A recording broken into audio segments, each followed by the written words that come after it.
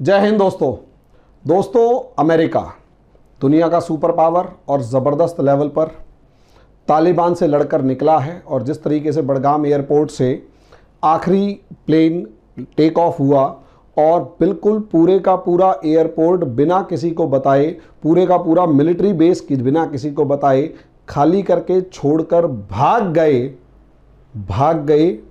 गए।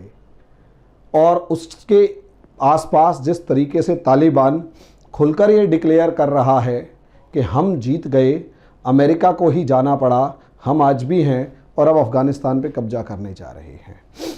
तो एक तरीके से देखा जाए तो अमेरिका को हारा हुआ महसूस करना पड़ रहा है, या यूं कहें कि हाँ, अमेरिका हार चुका है।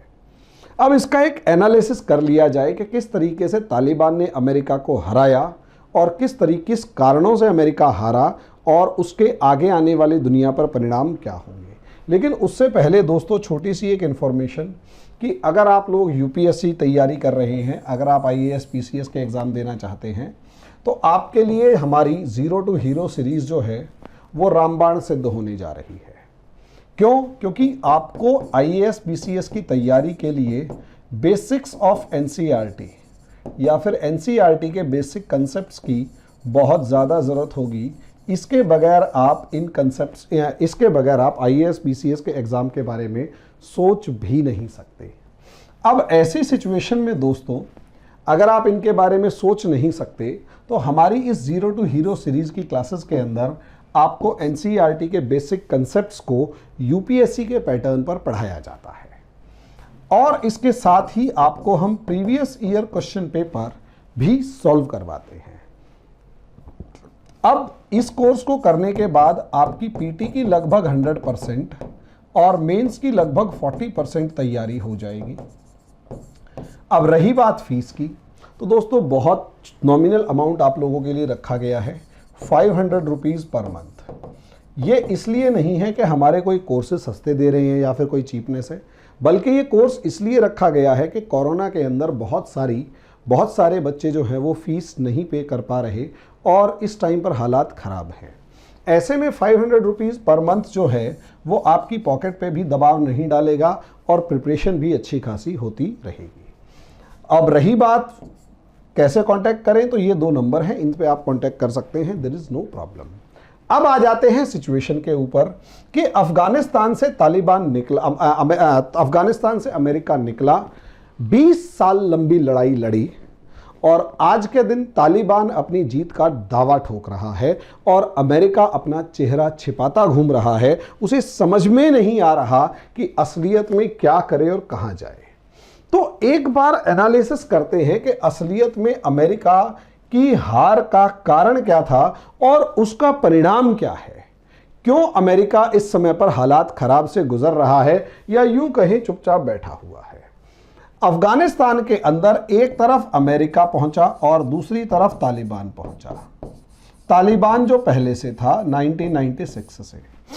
अब मामले को दोस्तों समझिए, अमेरिका जो है इसका एक ऑब्जेक्टिव था ओसामा बिन लादेन। अब यहां ओसामा बिन लादेन जो इसका ऑब्जेक्टिव था, क्योंकि 9/11 का अटैक हुआ था और 9/11 2000 में 2 वर्ल्ड ट्रेड सेंटर की 2 बिल्डिंगें जो हैं वो गिर चुकी थी और जिसे कहते हैं ज़मींदोज़ हो गई, गिर गई और 3000 के करीब अमेरिकन्स मारे गए। 1945 के बाद 1942 या 43 के आसपास जब पर्ल हार्बर हुआ था और जापान की सेना ने अमेरिका के मेनलैंड पर जाकर हमला किया था, तो उसके बाद अमेरिका की मेनलैंड पर यह सबसे बड़ा हमला था 50 साल बाद, 60 साल बाद, और लगभग 50 साल बाद के बाद जो सबसे बड़ा हमला था, उस हमले ने पूरा सब कुछ अमेरिका को हिला के रख दिया। उसमें नाम आया अल कायदा का और जैसे ही अल कायदा का नाम आया दोस्तों, अल कायदा सरगना ओसामा बिन लादेन और ओसामा बिन लादेन पनाह ले लेता है तालिबान के पास आकर और अमेरिका कहता है ओसामा बिन लादेन को हमारे हवाले कर दो। तालिबान कहता है अतिथि देवो भव, नन्वताई कहते हैं इसको, कि जो हमारे यहाँ आ गया, शरण में आ गया, हम उसको सपोर्ट करेंगे, उसको हम समर्थन देंगे, उसके लिए चाहे हमारी जान ही क्यों ना चली जाए। अब ऐसे में अमेरिका और तालिबान की भिड़ंत होना तय था, लेकिन उससे पहले अगर आप सोचें दोस्तों, तो एक समय ऐसा भी था जब अमेरिका और western world, America plus western world, America और पश्चिमी दुनिया जो है वो तालिबान को में अपना दोस्त ढूंढ रही थी। वो ये सोच रहे थे कि इस तालिबान का अगर रूल है तो अफगानिस्तान के साथ रिलेशंस अच्छे हो जाएंगे और जो भी अफगानिस्तान में $3 ट्रिलियन के जो रिसोर्सेज हैं वो रिसोर्सेज अमेरिका और नाटो देशों को या वेस्टर्न कंट्रीज को मिल जाएंगे। तालिबान शुरू से इसी सिचुएशन में रहा और ओसामा बिन लादेन को जैसे ही अमेरिका की दुश्मनी हुई, तालिबान ने ओसामा बिन लादेन को सौंपने से मना कर दिया। यहां से अमेरिका के पास कोई ऑप्शन नहीं रहा, उज्बेकिस्तान को बेस बनाकर तालिबान पे हमले शुरू हो गए। यहां सोचने वाली बात है, अमेरिका अपने दुश्मन ओसामा बिन लादेन को इतनी बड़ी फौज और इतना सारा खर्चा करके मारने की जगह दुनिया के अलग अलग हिस्सों में अमेरिका और इजराइल ने जिस तरीके से कोवर्ट ऑपरेशन करके अपने अपने दुश्मनों को ढेर करने की सिचुएशन, मतलब ढेर करने का सोच रखा है या कर रखा है, अमेरिका और खासकर इजराइल, मोसाद वगैरह जिस तरीके से दुनिया के अलग अलग देशों के अंदर घुस के अपने दुश्मनों को मारते हैं, वैसा ही कोई कोवर्ट ऑपरेशन चलाकर या खुफिया तंत्र का ऑपरेशन चलाकर ओसामा बिन लादेन को मारा जा सकता था, या पॉसिबली उसको कम से कम डैमेज करके, कम से कम खर्चा और कम से कम डैमेज और कम से कम युद्ध के अंदर इन्वॉल्व होकर भी वहीं के किसी वारलॉर्ड से सपोर्ट करके या साठगांठ करके ओसामा बिन लादेन से दुश्मनी हटाई जा सकती थी। लेकिन असलियत में मतलब ओसामा बिन लादेन को ख़त्म किया जा सकता था, लेकिन अमेरिका तो अमेरिका है, अमेरिका एक सुपर पावर है और सुपर पावर भी इस तरीके की सुपर पावर कि यूनिपोलर वर्ल्ड उस टाइम का माहौल था। इस यूनिपोलर वर्ल्ड का मतलब यह है कि पूरी दुनिया में सिर्फ एक ही ध्रुव था और वो था अमेरिका। और 1992 के बाद, 1990 के बाद जब से फॉल ऑफ यूएसएसआर हुआ तब से लेकर और 2000 के बीच तक अगर आप देखेंगे तो America was the only super power. America की बदमाशी चल रही थी, अमेरिका किसी को अपने सामने बोलने के लिए औकात नहीं दे रहा था, या यूं कहें अमेरिका बहुत ताकतवर देश था। ऐसी सिचुएशन में तालिबान ने खड़े होकर अमेरिका को साफ कह दिया, ओसामा बिन लादेन को तुम्हारे हवाले नहीं करेंगे। यहां अमेरिका उस बात को अपनी ईगो पर ले गया। दोस्तों, अकड़, ईगो बहुत खतरनाक होती है, वो आपकी अकल को खा जाती है। अहंकार आपकी अकल को खा जाता है। अहंकार ही अमेरिका को लेकर खा गया। अहंकार, ये अहंकार क्या था? ये अहंकार दोस्तों ये था कि तुम्हारी इस छोटे से मक्खी मच्छर जैसे तालिबान की ये औकात कि अमेरिका जैसे देश की बात को नाफरमानी करते हैं। ओसामा बिन लादेन एक मच्छर के समान ही है अमेरिका के सामने। भाई ये टेररिस्ट ऑर्गेनाइजेशन मच्छर के समान ही तो होती है। अब भारत के सामने जैश ए मोहम्मद की क्या औकात है? सामने से आके अगर एक बार जैश ए मोहम्मद कुछ भी पंगा क्रिएट करेगा तो 1 मिनट नहीं लगेगा हमारी आर्मी को उसे निपटाने में।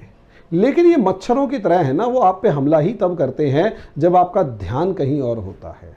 तो मक्खी मच्छर ही है।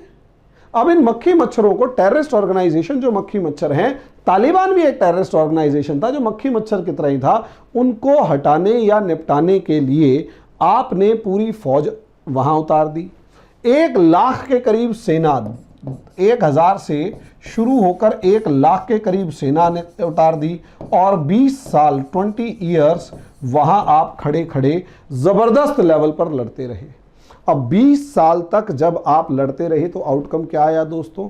20 साल तक लड़ने के बाद आउटकम ये आता है, पूरा 20 साल लड़ने के बाद आउटकम ये आया कि असलियत में अमेरिका जब लड़ रहा है तो $2 ट्रिलियन के आसपास उसने लड़ाई के अंदर खर्च कर दिया। समझे? इकोनॉमिक क्राइसिस झेला, आर्थिक संकट यानी इकोनॉमिक क्राइसिस 2008 वाला झेला, और उसके बाद जो डेट है वो अप्रोक्सीमेट 27 ट्रिलियन डॉलर के आसपास का तो डेट है, कर्ज है, जो अपने आप में बहुत बहुत बहुत ज़्यादा है। पूरी दुनिया की इकोनॉमी एक तरफ और 27 ट्रिलियन डॉलर का कर्ज एक तरफ रखा जाए तो कहीं ना कहीं ये 27 ट्रिलियन डॉलर भारी नहीं तो हल्का भी नहीं पड़ेगा। अब ऐसी सिचुएशन में आप मुझे ये बताइए कि 20 साल लड़ाई लड़ने के बाद आपकी इंडस्ट्रीज जो हैं वो कहीं ना कहीं बाहर जा चुकी हैं, दुनिया के दूसरे देशों में इस्टेब्लिश हो चुकी हैं। तभी तो डोनाल्ड ट्रंप जैसे बंदे कहते हैं कि हमने दुनिया के दूसरे देश अमेरिका के दम पे अमीर हुए हैं। World became rich at the cost of America, now it's the turn off America. कि दुनिया के दूसरे देश अमेरिका के पैसे पे अमीर हुए हैं, अब वो पैसा अमेरिका वापस लाने की जरूरत है, अब उन फैक्ट्रियों को अमेरिका वापस लाने की जरूरत है। और उसका इशारा सीधे सीधे कहां था? चाइना की तरफ। यानी जब आप 20 साल तक लगातार लड़ रहे होते हैं और आपका फोकस वॉर के ऊपर होता है तो कहीं ना कहीं या तो आपकी पॉलिसी भी उसी वॉर के इर्द गिर्द घूम रही होती है, उसी युद्ध के इर्द गिर्द घूम रही होती है, या फिर आप पॉलिसी में बहुत सी उन चीज़ों को इग्नोर कर देते हैं या उस बोझ को कम करने की कोशिश करते हैं जो आने वाले समय में आपके लिए फायदेमंद हो सकता था, लेकिन बोझ कम होने का मतलब आपके लिए अब नुकसानदायक है। यही अमेरिका के साथ हुआ। इंडस्ट्रीज जो थी अमेरिका से बाहर भागती हुई नजर आई। नतीजा क्या हुआ? अमेरिका के अंदर एक बहुत बड़ा तबका जो है वो अनएम्प्लॉयमेंट का शिकार हो गया।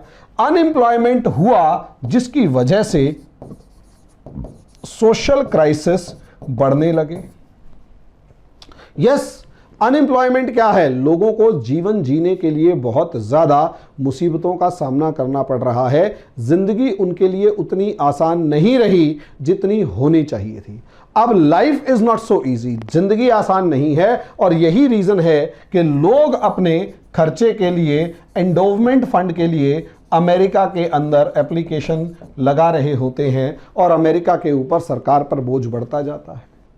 अब ऐसी सिचुएशन में अनएम्प्लॉयमेंट है तो अनएम्प्लॉयमेंट का अगला स्टेप क्या है? आपस में कॉन्फ्लिक्ट्स बढ़ना शुरू हो जाता है। और यही सोशल क्राइसिस जो है आपस में ब्लैक वर्सेस वाइट का जो चल रहा है वो अमेरिका की आज के दिन सबसे बड़ी सरदर्दी बन चुका है।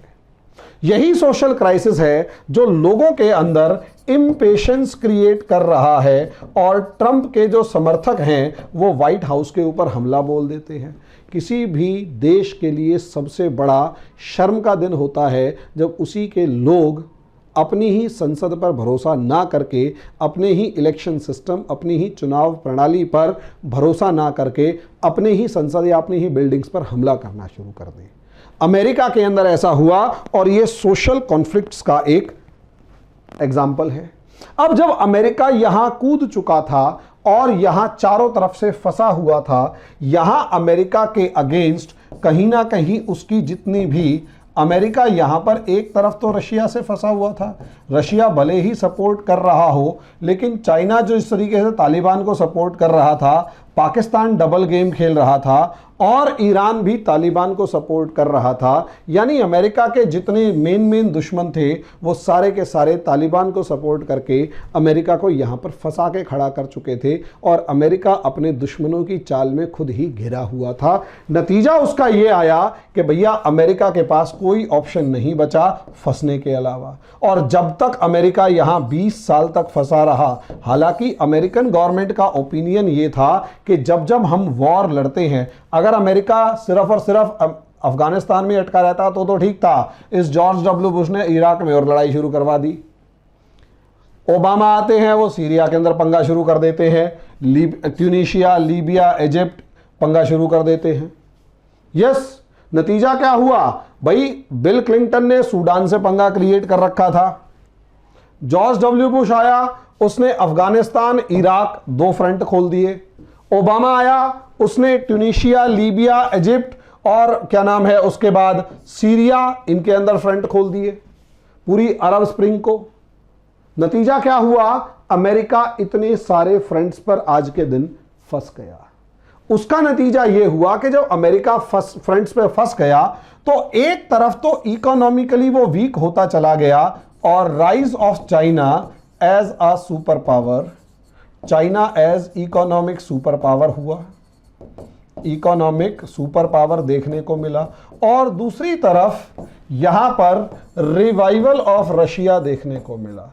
अब एक तरफ रिवाइवल ऑफ रशिया हो रहा है, दूसरी तरफ rise of economic super power हो रहा है और अमेरिका यहां पर फंस चुका है, मच्छर मारने गया था, बर्बाद होके आया। नतीजा क्या? आज के दिन अमेरिका अपनी सुपर पावर की जो कुर्सी है या वर्ल्ड लीडर की जो कुर्सी है या यूं कहें दुनिया के दादा की कुर्सी जो है उस पर कब्जा बनाए रखने के लिए उसे स्ट्रगल करना पड़ रहा है। और दुनिया के अलग अलग देशों से और यहाँ तक कि अमेरिका के बहुत सारे दोस्त देश जो हैं वो भी अमेरिका का साथ छोड़कर इकोनॉमिक पावर चाइना के साथ जाकर धीरे धीरे खड़े होते हुए नज़र आ रहे हैं। और नतीजा उसका आज के दिन ये है दोस्तों कि हालात अमेरिका से विरोध में होते जा रहे हैं और situations totally out of control होने की वजह धीरे धीरे कंट्रोल से बाहर होती जा रही हैं। और अमेरिका आज के दिन चाइना को कंटेन करने से घबराता हुआ नज़र आ रहा है। उसे समझ में नहीं आ रहा कि कैसे उस पूरी सिचुएशन को कंट्रोल करे। तो दोस्तों मच्छर मारने गया था और खुद को बर्बाद होकर बाहर निकालता है और जो उसके सर पे दुनिया के लीडर का ताज था वो कहीं गुम होता हुआ नज़र आता है।